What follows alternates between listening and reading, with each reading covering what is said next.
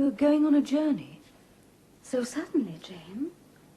Without warning? Oh, forgive me, my dears. I'm called away suddenly. I shall be away about 4 days, perhaps more. But you're coming back to us. Why you're taking on was nothing. You're going alone? Yes, it is to see or hear news of a friend about whom I've been uneasy for some time. Oh, Jane, you look very pale. Are you sure you feel well enough to travel? Nothing ails me but anxiety of mind, which I hope my journey will dispel. Oh, Diane, I cannot tell you any more of the matter, not now. I'm sorry, forgive me. This is your home, Jane. You're free to come and go as you please. To go and come back, you mean? Oh, Jane, come back to us soon, please.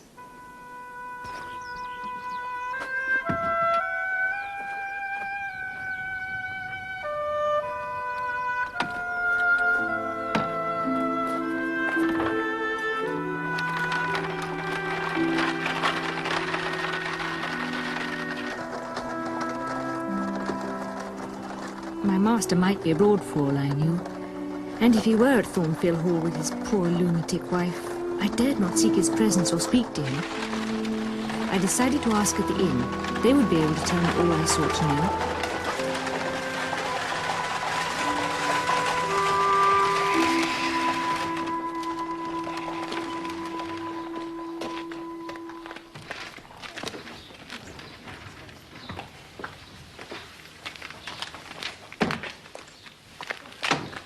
Good day to you, ma'am. I see you get down from the coach. Do you wish for a room? Yes.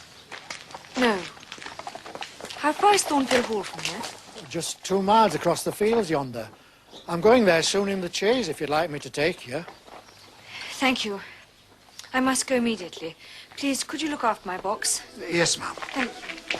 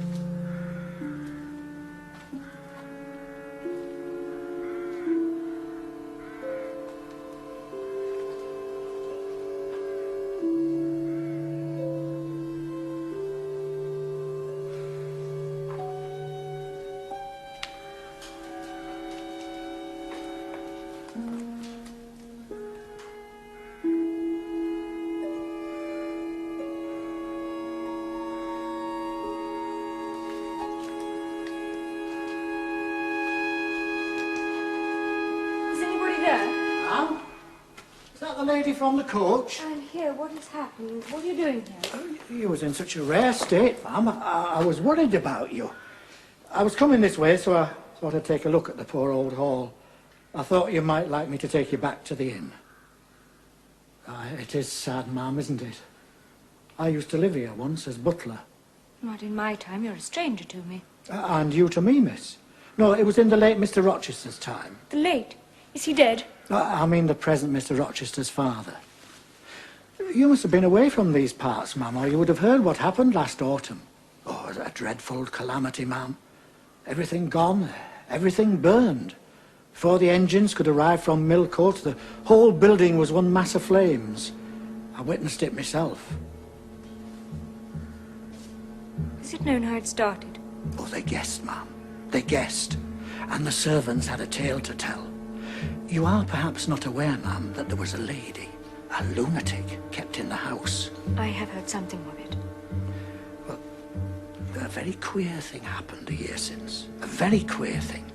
This lady, ma'am, turned out to be Mr. Rochester's wife. And there was a young lady, a governess at the hall, that Mr. Edward fell in love with. Never mind that, please. Tell me about the fire. Very well, ma'am. Well, it seems that upstairs in the lunatic's room, while our keeper was asleep,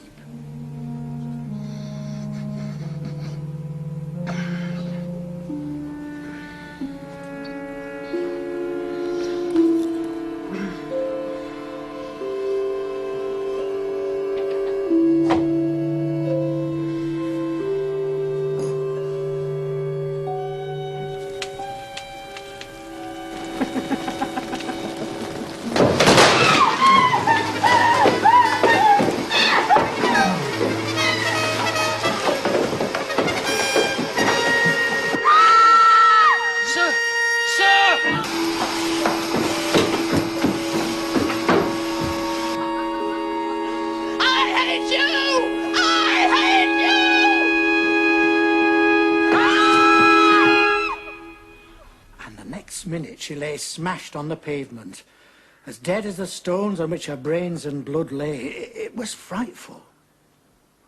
Oh, good God.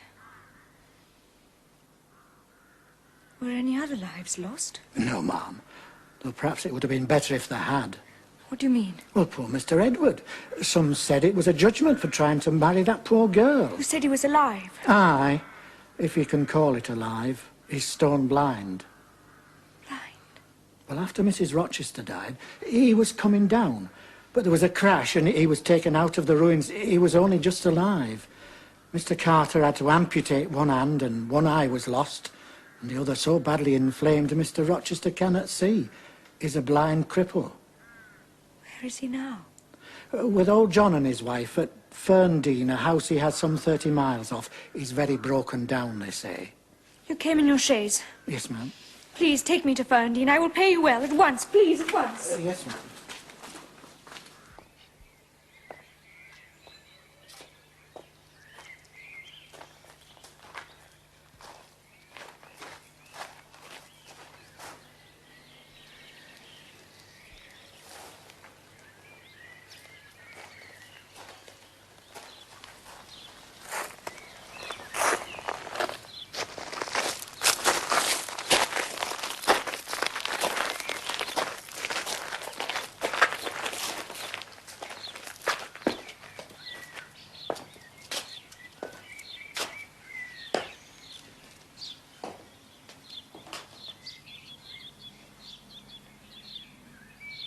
But he won't let folk help him, ever.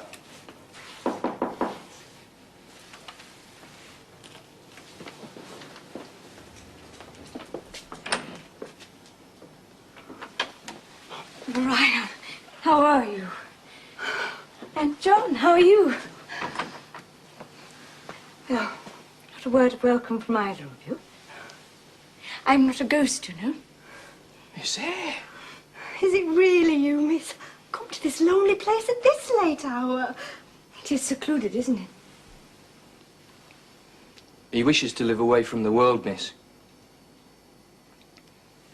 Took me hours in the chaise. I've come from Thornfield. I know what happened there. Aye, terrible it was. I've sent the chaise away. I'm sure you can find me a room for the night. There's none but that dusty old room upstairs. You can get up there with a broom, John, and light a fire. And I can make sure that Miss Eyre has dry sheets and a warm bed for the night. That's Master. When you go into your master, tell him there is someone who wishes to see him. But do not give him my name. I don't think he'll see you, miss. He refuses everybody. John, I left my box under the tree by the gate. Could you fetch it for me, please? It begins to grow dark. And take it to my room. Aye, you haven't forgotten who does the fetching and carrying, I see, miss. Thank you, John.